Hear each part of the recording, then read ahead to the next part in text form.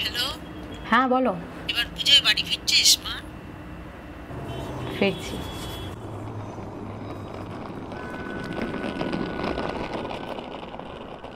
যাবে?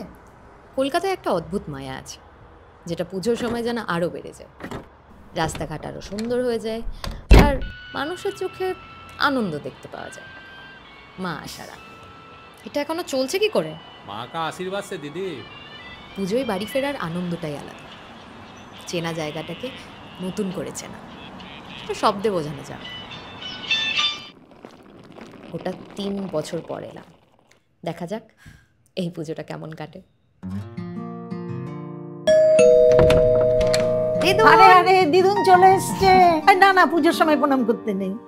আচ্ছা, কেমন আছো? এখন ভালো আছি। এবার চলো, খাবার বাড়ছি, তাড়াতাড়ি চলে এসো। হ্যাঁ, এই মুম্বাইয়ের পুজো কেমন রে? খুব শান্ত, ওই কয়েকটা পুজো হয় কিন্তু কোনো ফিলিং নেই। ফিলিং আসবে কোথা থেকে? বাড়ির লোক সবাই থাকলে তো ফিলিং আসে। দেখিস না, কাকু পিসিরা প্রত্যেকবার পুজোর সময় চলে আসে।